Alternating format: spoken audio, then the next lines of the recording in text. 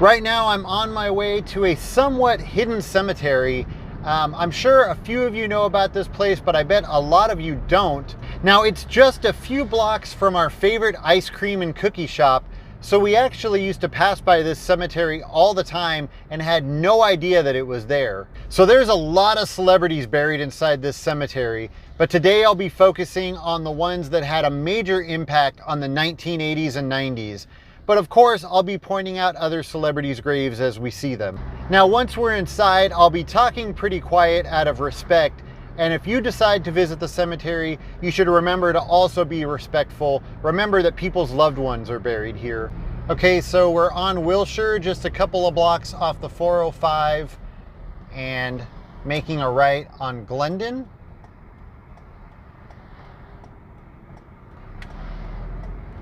And as you can see, it basically just looks like a bunch of office buildings over here. And then if you make your first left into the parking lot, or what looks to be the parking lot for this office building. So it looks like we're just going into a parking garage for these office buildings. But then you make a right and you're inside the cemetery.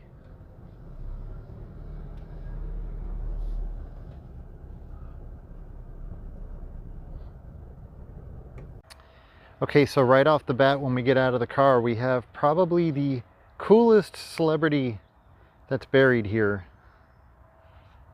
Rodney Dangerfield. There goes the neighborhood. I couldn't even begin to tell you how many hours of laughter as a child I owe to this man. And then a couple of spots over from Rodney Dangerfield,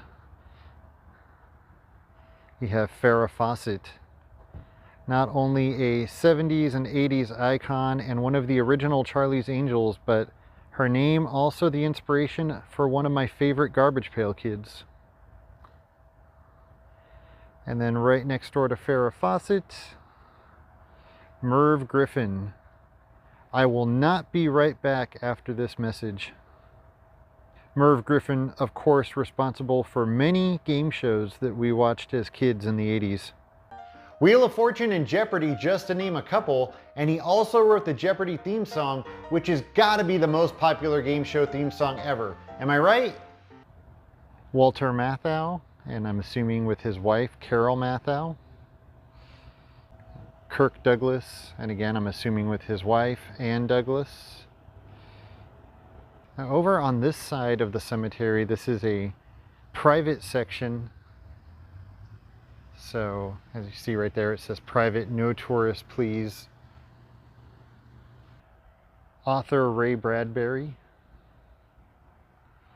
Sage Stallone, Sylvester Stallone's son. Jack Lemmon. How did I forget to point out that his tombstone reads Jack Lemmon Inn? That's pretty funny. Carol O'Connor, that most of us grew up watching play Archie Bunker. And then right over here, Sam Simon, not only I believe a writer and producer on Cheers, but also the co-creator of The Simpsons. And you can see right down there he has Bart and Santa's Little Helper on his tombstone. We owe a lot of TV memories to this guy. Somehow I forgot to mention that he was also a writer and producer on It's Gary Shandling's Show, a show that I absolutely loved watching when I was growing up. Mr. Simon was definitely responsible for so many awesome TV memories. And then right across from Sam Simon is Peter Falk. Dean Martin. For some reason, this one kind of surprises me. I would have imagined that Dean Martin would have had a much larger and extravagant grave. It's amazing how quiet and peaceful this cemetery is, considering it's just off of Wilshire in the middle of West LA. And then right next to each other, Marilyn Monroe and Hugh Hefner.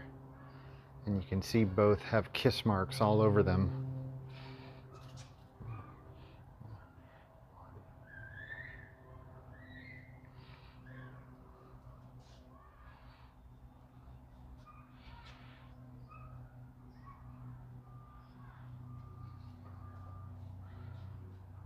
And then there's this little bench right here just next to Marilyn's grave.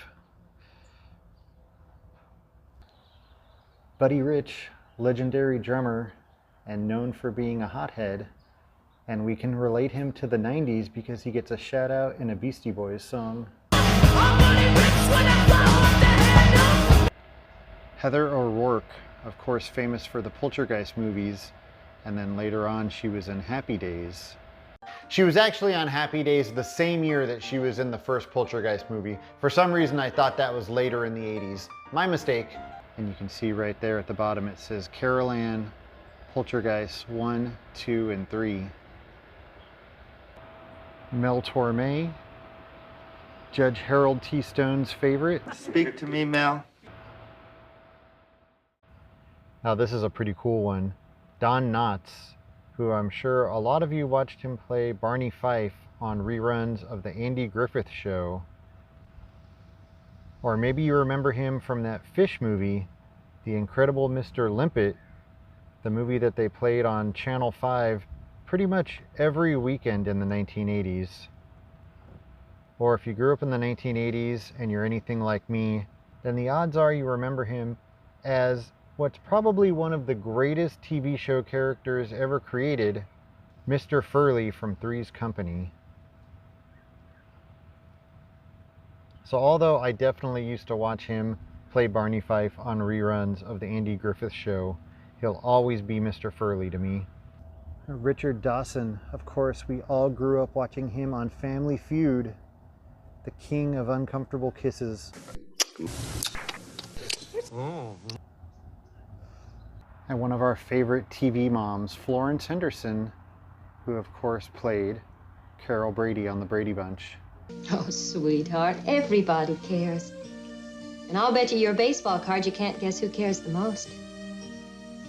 You?